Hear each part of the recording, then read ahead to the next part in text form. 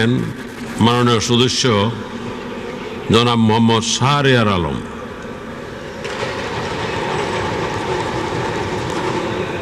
কি নাই নাকি? ও ইয়েস, আপনার সময় 8 মিনিট। মাননীয় স্পিকার, আপনাকে ধন্যবাদ। সর্বকালের সর্বশ্রেষ্ঠ বাঙালি, জাতির জনক বঙ্গবন্ধু এবং 15ই আগস্টে নিহত তার পরিবার এবং মহান স্বাধীনতা যুদ্ধে নিহত 30 লক্ষ মুক্তিযোদ্ধা এবং নিরীহ বাঙালি এবং 2 লক্ষ মা বোনকে এবং স্বাধীনতা উত্তর সময়ে গণতন্ত্র পুনরুদ্ধারে যারা শহীদ হয়েছেন তাদের স্মরণ করছি। এবং আমার নির্বাচনী এলাকা 57 রাজশাহী 6 চারঘাট বাগার জনগণের পক্ষে যারা 1973 সালের পরে প্রথমবারের মতো সরাসরি জাতীয় সংসদ নির্বাচনে আমার মতো একজন নবীন প্রার্থীকে ভোট দিয়ে জয়ী করেছেন, তাদের পক্ষ থেকে সেই সব শহীদদের আত্মার মাগফিরাত কামনা করছি। মাননীয় স্পিকার, এই বিশাল বাজেট 1,27,008 কোটি টাকার বাজেট আমাদের নির্বাচনী ইশতেহার তথা ভিশন 2021 লক্ষ্যে পৌঁছানোরই বাজেট। বাংলাদেশকে নতুনভাবে বিশ্ব দরবারে প্রতিষ্ঠিত করার এবং বাংলাদেশকে একটি শক্ত অর্থনৈতিক ভিত্তিতে তৈরি করে নেয় এর বাজেট। এবার এডিপি বরাদ্দ বৃদ্ধি পেয়েছে 25.64% এবং এটার পরিমাণ দাঁড়িয়েছে 39,000 কোটি টাকা। এই ধারা যদি অব্যাহত রাখতে পারি, আমরা যদি প্রতি বছরের বাজেটে শতকরা 26% হারে এডিপি বাড়াতে পারি, তাহলে আমাদের বর্তমান সরকারের শেষ অর্থ বছরে 2013 সালে গিয়ে এডিবির পরিমাণ দাঁড়াবে মাননীয় স্পিকার 80,000 কোটি টাকা। মাননীয় স্পিকার, এই 80,000 কোটি টাকার এই ফিগারটা কিন্তু একটা মাইন্ড ব্লোয়িং ফিগার এবং এটার বাস্তবায়ন করতে পারলে 2013 সাল নাগাদ বাংলাদেশের এবং এই বাংলার মানুষের নিঃস্ব এবং দুঃখী চেহারার আমূল পরিবর্তন এই সরকার করতে পারবে বলে আমি আশা করি। মাননীয় স্পিকার, গ্রামীণ অর্থনীতিতে অনেক প্রভিশন রাখা হয়েছে এ বাজেটে।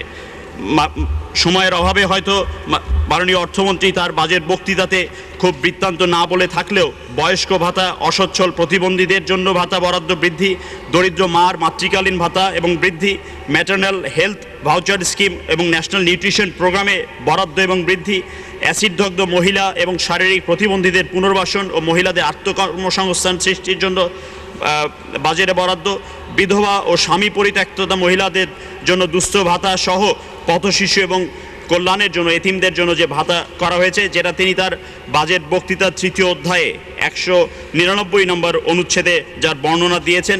মাননীয় স্পিকার, এগুলি প্রমাণ করে যে বর্তমান সরকার গরিব মানুষের সরকার, বর্তমান সরকার গ্রামীণ অর্থনীতিকে চাঙ্গা করার জন্য কাজ করছেন। মাননীয় স্পিকার, আমরা দেখেছি 2009-2010 অর্থ বছরে বাংলাদেশের সুশাসন প্রতিষ্ঠিত হয়েছে।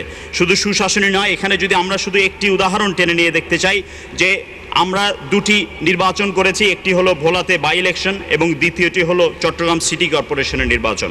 আমরা দেখেছিলাম ভোলা নির্বাচনের পরে যেখানে প্রার্থী হয়েছিলেন বিরোধী দল থেকে মেজর অবসরপ্রাপ্ত হাফিজ উদ্দিন সাহেব, তাকে আমাদের দলীয় মহাজোট প্রার্থী বিপুল ভোটের ব্যবধানে পরাজিত করার পরে আমরা দেখেছিলাম বিরোধী দল এটাকে বলার চেষ্টা করেছিল যে এই নির্বাচন ফেয়ার এবং ফ্রি হয়নি এবং তারই ধারাবাহিকতায় তারা বিভিন্ন ধরনের উত্তেজনা সৃষ্টি করে আগামীকালকে হরতালের ডাক দিয়েছে।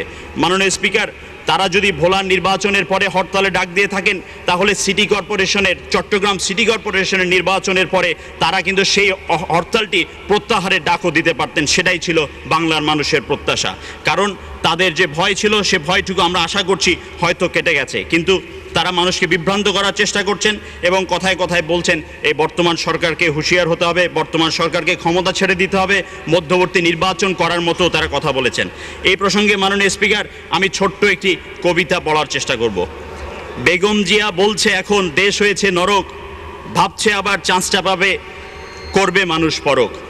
সেই গুড়েতে বালি ম্যাডাম, সেই গুড়েতে বালি, চানলি খোঁজে ছিদ্র সূচের, বাচ্চারা দেয় তালি। মাননীয় স্পিকার, স্বরচিত নাকি? মাননীয় স্পিকার, এটি স্বরচিত নয়, এটি ধার করে নেওয়া কবিতা। মাননীয় স্পিকার, আপনি হয়তো জানেন কে লিখেছেন। মাননীয় স্পিকার, তৈরি পোশাক খাত নিয়ে কিছু কথা বলতে চাই।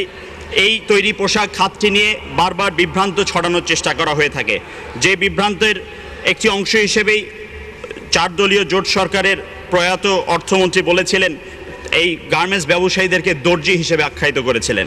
মাননীয় স্পিকার, অনেকে এখনও বলেন যে এই শিল্পে মাত্র শতকরা 20 থেকে 25 ভাগ ভ্যালু অ্যাডিশন করা হয়।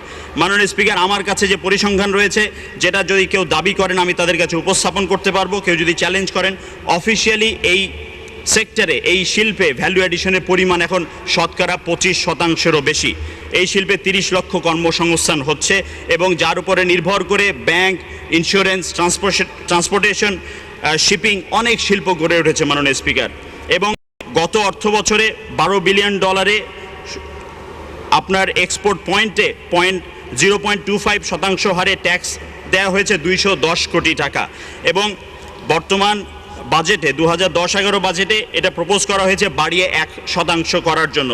মাননীয় স্পিকার, যেখানে যে শিল্পে আমরা প্রণোদনা দিয়েছি, কারণ বিশ্ব অর্থনৈতিক মন্দার কারণে এই শিল্পের অবস্থা ভালো নয়, সেখানে এটা কতটুকু যুক্তিসঙ্গত এটা কিন্তু আলোচনার দাবি রাখে। আমি অনুরোধ করব মাননীয় অর্থমন্ত্রীকে এটা শতকরা 0.25% ফিরে নেওয়ার জন্য। মাননীয় স্পিকার, এই পয়সাটা কোথা থেকে আসবে সেটারও একটি সুরাহা আমার কাছে আছে, তবে আপনি আশা করি এ ব্যাপারে আপনি খারাপ কোনো ধারণা আমার প্রতি পোষণ করবেন না। সিগারেটের সর্বোচ্চ মূল্য পর্যায়ে 4th লেভেলে যে স্ল্যাবটি রয়েছে, আমি সুপারিশ করব এটাকে 1% থেকে বাড়িয়ে আরও 10% বৃদ্ধি করার জন্য। মাননীয় স্পিকার, আজকে 26শে জুন মাননীয় স্পিকার বিশ্ব মাদকদ্রব্য অপব্যবহার প্রতিরোধ দিবস, এবং এই সিগারেট থেকে কিন্তু মাদকদ্রব্যের অপব্যবহার শুরু হয়।